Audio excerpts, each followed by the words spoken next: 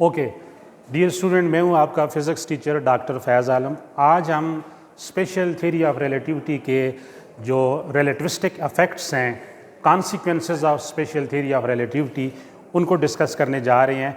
तो first one हमने discuss कर लिया था, प्रिंसिपल ऑफ साइमल्टेनिटी। तो आज सेकंड वन है, बहुत ही इंपॉर्टेंट, बहुत ही कंसेप्चुअल है, टाइम डायलेशन। टाइम डायलेशन में हमने ये देखना है कि टाइम कैसे वेरी करता है, कैसे चेंज होता है।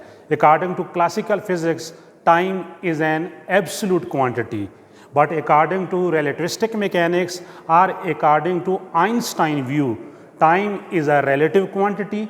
It depends upon the relative motion of frame of reference of observer, frame of reference of the observer. अब इसको समझने के लिए हम एक एग्जाम्पल का सहारा लेंगे और जो रिलेशन प्रपोज किया था आइंस्टाइन ने, उसका प्रूव भी करेंगे और उसको समझेंगे। इसमें दो टाइम इन्वॉल्व होंगे, एक होगा प्रॉपर टाइम और एक होगा रिलेटिविस्टिक टाइम। प्रॉपर टाइम को हम कहेंगे टी नॉट और रिलेटिविस्टिक टाइम को कहेंगे टी। अगर एक ऑब्जर्वर स्टेशनरी फ्रेम के अंदर है और वो दो इवेंट्स के दरमियान टाइम इंटरवल मेजर करता है, याद रख लो टाइम इंटरवल हमेशा ही दो इवेंट्स के दरमियान मेजर्ड होता है। एक ऑब्जर्वर है इनर्शियल फ्रेम के अंदर, स्टेशनरी कंडीशन पे है और वो दो इवेंट के दरमियान टाइम इंटरवल मेजर करता है, तो this is called proper time denoted by T not. Is it clear?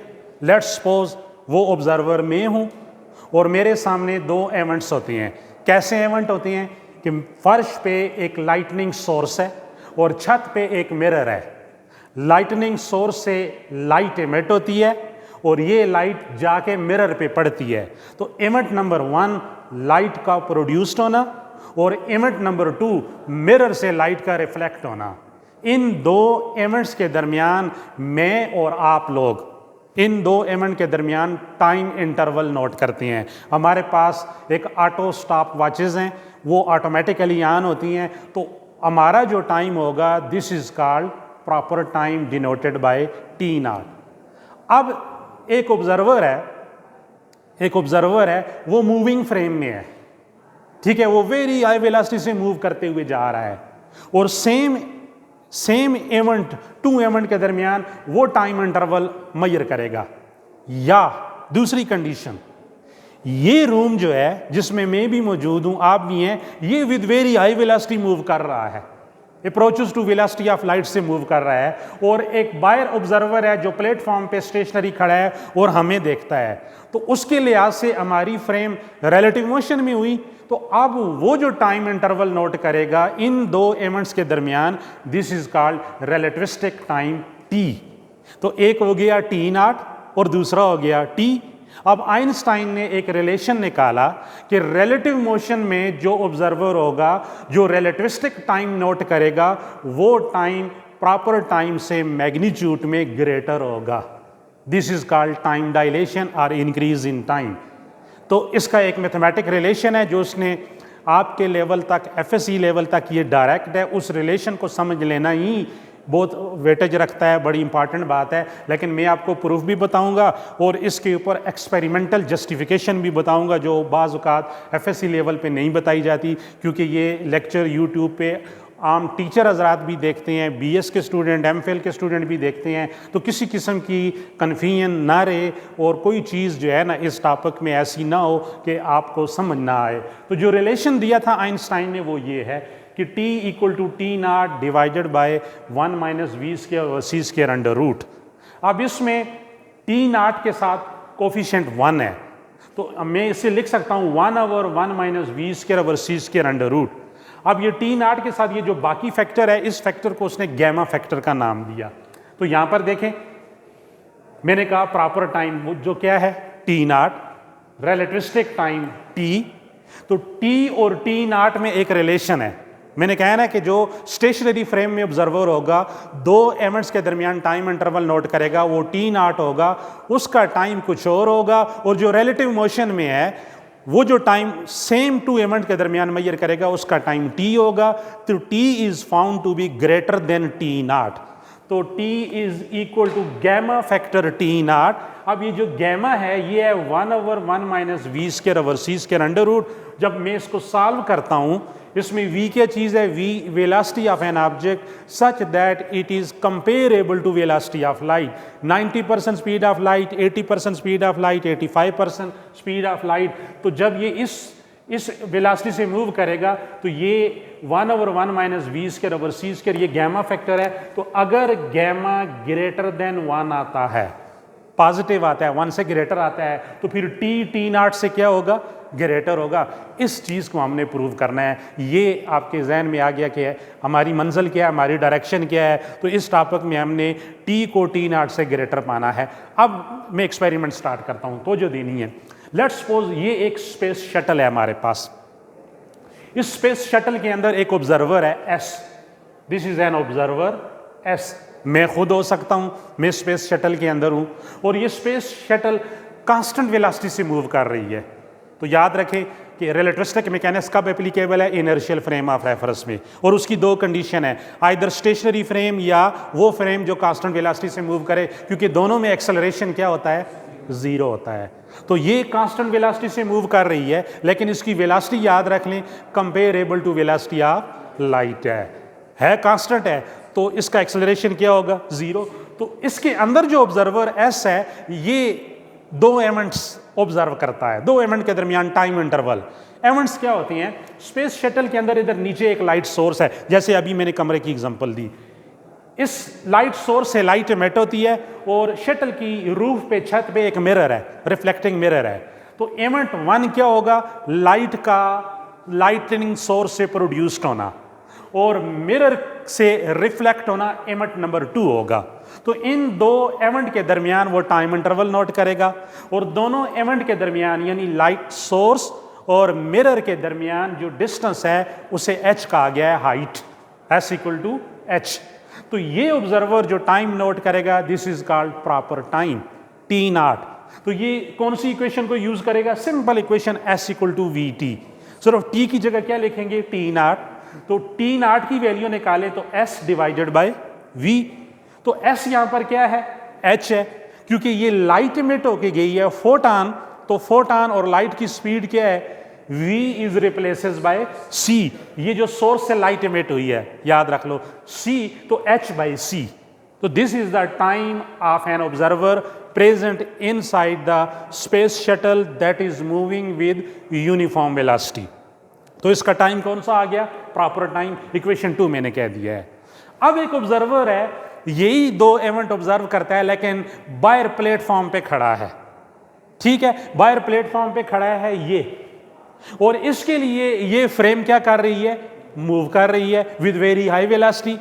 अब आइंस्टाइन ये कहता है कि रिलेटिव मोशन में टाइम क्या होता है, रिलेटिव क्वांटिटी होती है, एब्सोल्यूट नहीं होता है। क्लासिकल फिजिक्स ने कहा था कि अगर स्टेशनरी फ्रेम हो या मूविंग फ्रेम हो, दो इवेंट के दरमियान टाइम एब्सोल्यूट रहेगा। लेकिन आइंस्टाइन कहता है, रिलेटिविस्टिक मैकेनिक्स कहती है कि अगर एक फ्रेम स्टेशनरी है और दूसरी मूविंग फ्रेम है, सेम टू इवेंट के दरमियान जो मेजर्ड वैल्यू ऑफ टाइम है वो चेंज होगी। एक ऑब्जर्वर का टाइम और होगा और दूसरे ऑब्जर्वर का टाइम कुछ और होगा। अब ये बाहर वाला ऑब्जर्वर क्या कहता है, बहुत ही इंपॉर्टेंट पॉइंट समझना है। ये ऑब्जर्वर माइन्यूटली ये एक्सपेरिमेंट ऑब्जर्व करता है। जिस वक्त ये इवेंट रूनुमा होता है, इवेंट टेक प्लेस होता है, लाइटनिंग सोर्स से लाइट का प्रोड्यूस्ड होना। ठीक है, अब लाइट ऊपर जाएगी ना, लेकिन इस ऑब्जर्वर के लिए तो ये शटल मोशन में है ना, तो ये शटल इवेंट 1 हुआ, लाइट प्रोड्यूस्ड हुई, लेकिन इस ऑब्जर्वर के लिए शटल आगे मूव करके आ जाएगी ना, क्योंकि ये v वेलोसिटी से मूव कर रही है और इसकी velocity comparable to velocity of light है, तो ये इस पोजीशन से यहां आ जाएगी। तो इस शटल के ऊपर जो मिरर था, जब शटल इधर आ गई तो मिरर की पोजीशन ये होगी। तो ये ऑब्जर्वर ये समझेगा कि लाइट यहां से इमिट हुई है और ये डिस्टेंस ट्रेवल करते करते यहां पर मिरर तक आई है, और जब यहां तक आई है तो इतने में ये ट्रेन भी तो यहां से यहां आ गई है ना। तो इसके लिए लाइट का A पॉइंट से इमिट होना और C पॉइंट तक आना, ये h डिस्टेंस नहीं ट्रेवल कर रही, बल्कि कौन सा डिस्टेंस ट्रेवल कर रही है, s डिस्टेंस ट्रेवल कर रही है। अब ये देखें, ये पाथ क्या हो गया, लॉन्गर पाथ है ना बानिस्बत किसके, एच के, यानी ट्रेन के अंदर, शटल के अंदर जो ऑब्जर्वर था उसके लिए लाइट सोर्स से लाइट का इमिट होना और फिर ऊपर मिरर से लाइट का रिफ्लेक्ट होना, ये जो distance s equal to h measure किया है इस ऑब्जर्वर ने, ये डिस्टेंस h कम था बानिस्बत उस ऑब्जर्वर के जो बाहर प्लेटफॉर्म पे खड़ा है जिसके सामने से शटल वेरी हाई वेलोसिटी जाती है। तो ऐसा हुआ कि इवेंट 1 से इवेंट 2 तक जो है लाइट ने लॉन्गर डिस्टेंस ट्रैवल किया। तो हमें यहीं से पता चल गया कि अगर मैं ये नॉर्मल इक्वेशन यूज करता हूं h इक्वल टू वही s equal to we t, तो यहां पर मैं t मेजर करता हूं तो t क्या होगा, distance divided by speed, speed light की है तो v की जगह c। लेकिन अब ये s जो है h की निस्बत क्या है, ग्रेटर है। When s is longer than h, greater than h, it would mean that t is greater than t naught, t is greater than t naught, क्योंकि टी एस पे डिपेंड कर रहा है, स्पीड ऑफ लाइट तो constant है। According to second postulate of special theory of relativity, speed of light is a universal constant regardless to the motion of source और observer. तो c constant होगा, it mean S greater है तो T क्या हो जाएगा, greater हो जाएगा। तो एक बात हमें ये पता चली कि जो आइंस्टाइन की प्रेडिक्शन थी अबाउट टाइम कि रिलेटिव मोशन में टाइम चेंज होता है and it is a relative quantity, वो 100% सच दिखाई होते नज़र आ रही है। तो यहाँ से हम कहते हैं कि time is a relative quantity. So from these observation एक बहुत ही इंपॉर्टेंट MCQs या एक लॉजिकल बात की जाती है, a moving clock tick slowly as compare to stationary clock, यानी इस बंदे की क्लॉक जो है वो स्लो टेक करेगी as compare to that observer which is sitting inside the space shuttle, क्योंकि वो ऑब्जर्वर जो है वो रेस्ट पे है, उसे नहीं पता चला ये मूव कर रहा है जो है, क्योंकि इनर्शियल फ्रेम के अंदर बैठा हुआ जो ऑब्जर्वर होता है वो अपनी फ्रेम की मोशन को डिटेक्ट नहीं कर सकता है। अब इस चीज़ का हम प्रूव करते हैं। तो इसके प्रूव के लिए ज़रा देखें, ये जो बाहर वाला ऑब्जर्वर एस प्राइम था, इसके लिए जो लाइट ने डिस्टेंस ट्रेवल किया, लॉन्गर पाथ ट्रेवल किया ए से लेके सी तक, लेकिन ट्रेन हॉरिजॉन्टली जा रही है, शटल हॉरिजॉन्टली जा रही है, तो ए से बी तक इसका डिस्टेंस होगा।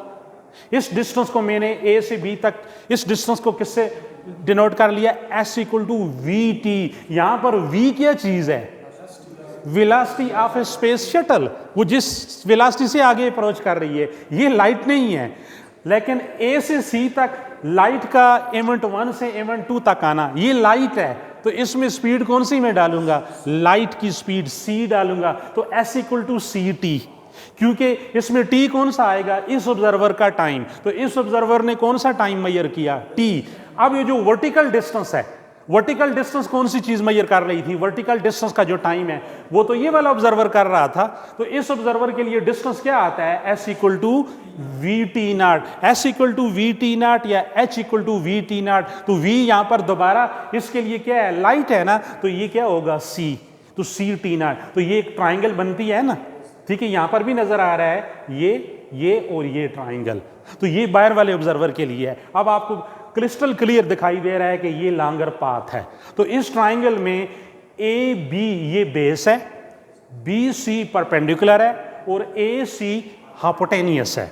तो हम ए बी सी ट्राइंगल पे पाइथागोरस थ्योरम अप्लाई करते हैं। मैं इस रिलेशन का प्रूफ बताने जा रहा हूं। सबसे सिंपलेस्ट और इजी कैलकुलेशन ये है, ये जो मैंने आपके सामने की है, तो बहुत ही आसान है, पाइथागोरस थ्योरम अप्लाई करें। तो in triangle A B C apply Pythagoras theorem. तो हाइपोटेनियस का स्क्वायर, बेस का स्क्वायर प्लस परपेंडिकुलर का स्क्वायर, तो हाइपोटेनियस क्या आ रहा है, सी टी, तो सी टी का होल स्क्वायर, बेस क्या आ रहा है, वी टी का whole square plus perpendicular C T not का होल स्क्वायर।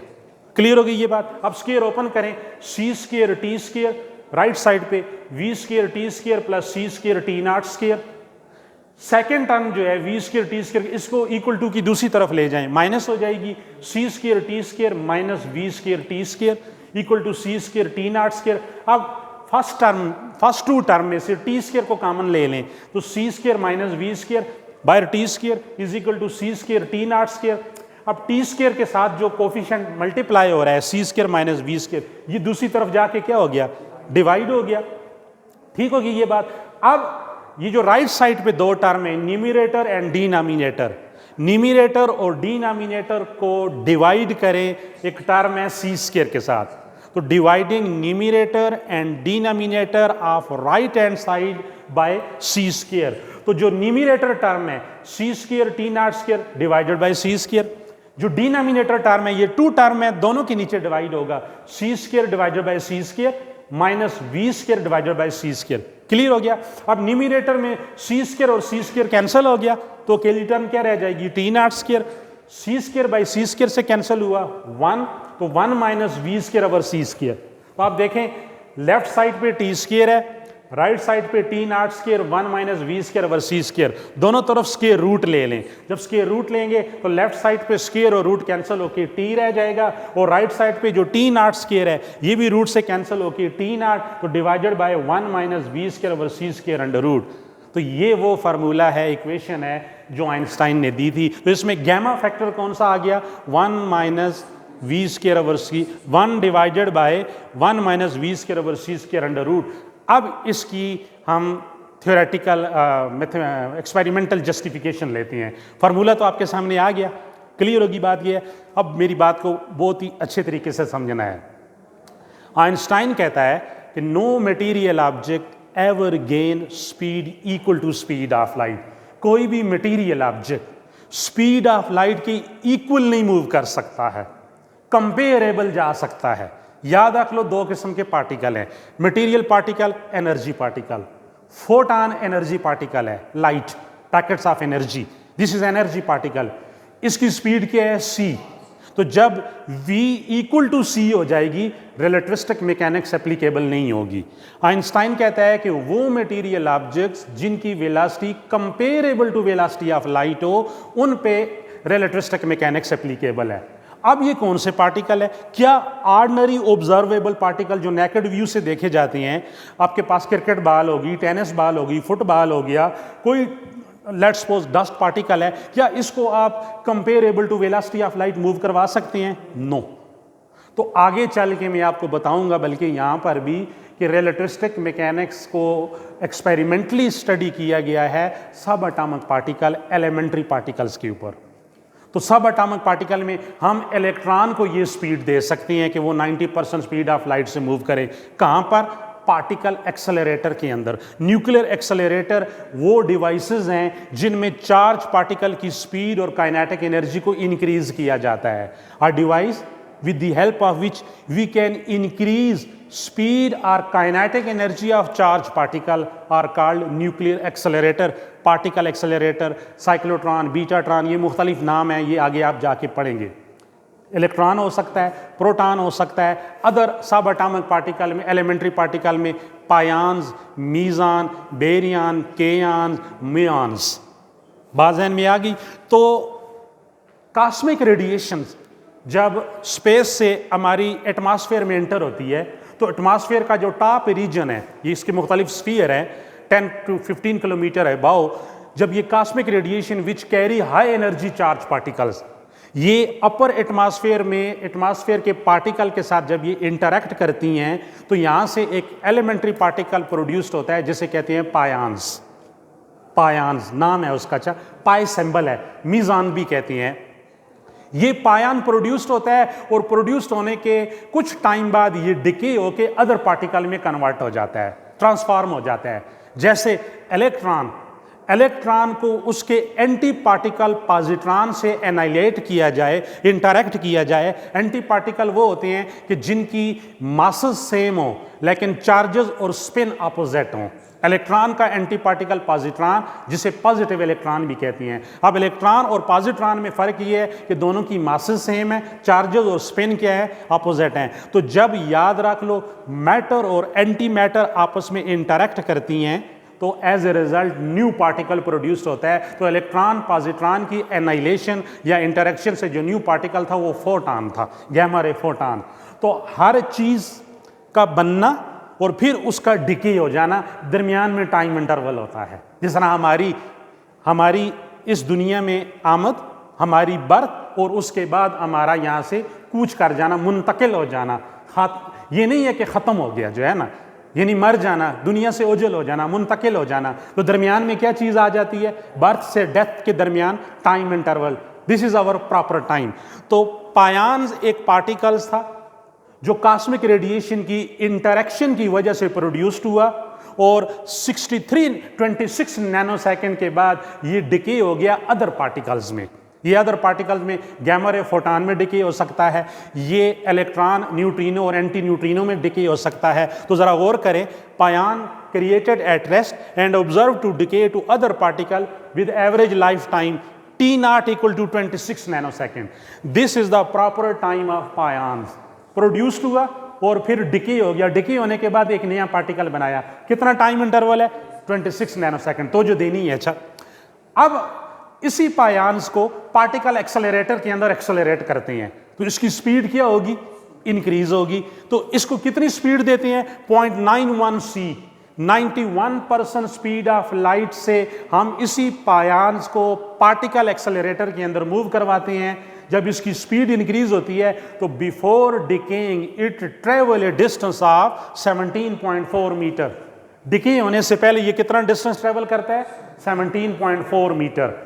अब हम इसका टाइम इंटरवल नोट करते हैं। तो अब जो टाइम होगा, क्योंकि अब इसने रिलेटिविस्टिक स्पीड गेन कर ली है, तो टाइम क्या होगा? Distance divided by velocity, distance s divided by v। तो v क्या आएगा? 0.91 c। तो डिस्टेंस मैंने कहा है कितना इसने मेजर किया है? 17.4। ये एक्सपेरिमेंटल बात है, एक्सपेरिमेंटल जस्टिफिकेशन बता रहा हूं। 17.4 डिवाइडेड बाय 0.91 c, c की वैल्यू 3 × 10⁸। तो ये 17.4 को, ये जो नीचे दो नंबर है इनको मल्टीप्लाई करके डिवाइड करें और 10⁸ को ऊपर ले जाएं तो ये बनता है 63 नैनो सेकेंड।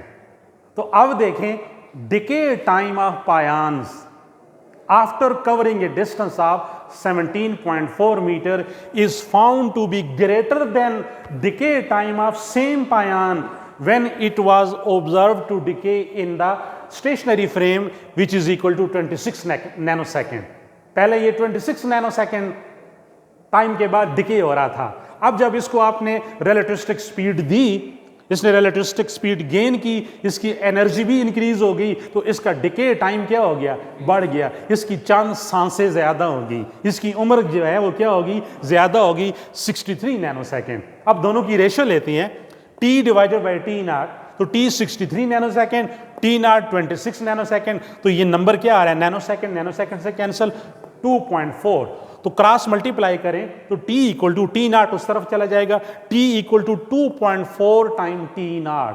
तो टाइम कितना इंक्रीज हो गया?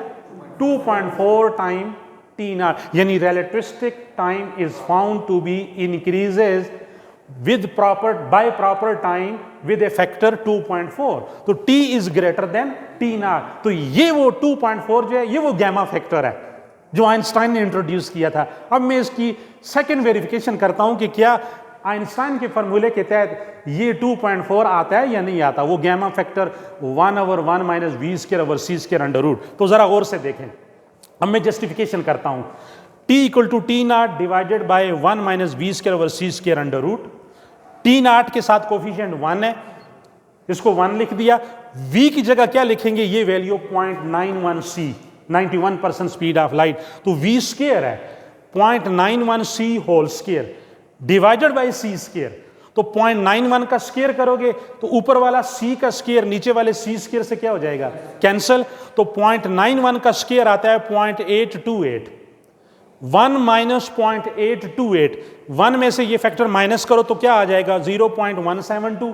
अब इसका अंडर रूट लो, तो अंडर रूट लोगे तो 0.414। तो मैंने कहा था T0 के साथ कोफिशिएंट 1 है, तो 1 को 0.414 पे डिवाइड करो बाय T0 उसी तरह है, वो तो प्रॉपर टाइम है। तो 1 को 0.414 से डिवाइड करोगे, आप अपने पास कैलकुलेशन कर ले, 2.41 T0। तो वही वेरिफिकेशन आ रही है ना, जो 63 और 26 नैनोसेकेंड को डिवाइड करके आपने निकाली, वही आइंस्टाइन के फार्मूले से आ रही है। तो फिर पता चला रिलेटिविस्टिक टाइम जो है वो प्रॉपर टाइम से क्या है? ग्रेटर है। अब आप इस T0 को अपने तौर पे 10 सेकेंड समझ लो, अपने तौर पे 10 सेकेंड। तो 10 को 2.4 से मल्टीप्लाई करो तो ये तकरीबन 24 सेकेंड आता है। तो इट मीन कि ये जो रिलेटिव मोशन में जब आप किसी पार्टिकल को रिलेटिविस्टिक स्पीड दे देते हो तो उसका टाइम इंटरवल मेजर्ड वैल्यूज़ क्या हो जाती है, टाइम की प्रॉपर टाइम से इंक्रीज हो जाती है। तो अब आपने आइंस्टाइन की स्पेशल थियरी ऑफ रिलेटिविटी में जो रिलेटिविस्टिक टाइम था कि मूविंग फ्रेम ऑफ रेफरेंस का टाइम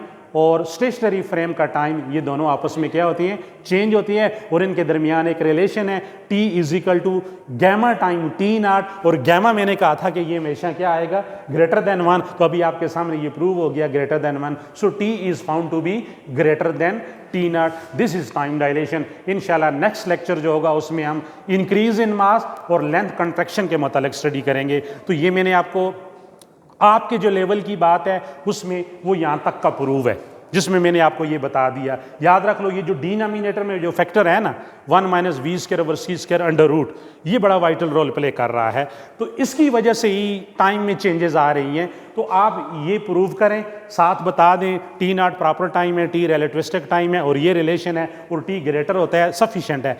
लेकिन बहुत सारे लोग पूछते हैं कि इसकी कोई थ्योरेटिकल जस्टिफिकेशन होनी चाहिए। तो थ्योरेटिकल जस्टिफिकेशन ये है कि ये ऑर्डिनरी ऑब्जर्वेबल मैक्रोस्कोपिक पार्टिकल के ऊपर एप्लीकेबल नहीं है। इनकी रिलेटिव स्पीड क्या होती है, निग्लिजिबल स्मॉल होती है as compare to speed of light.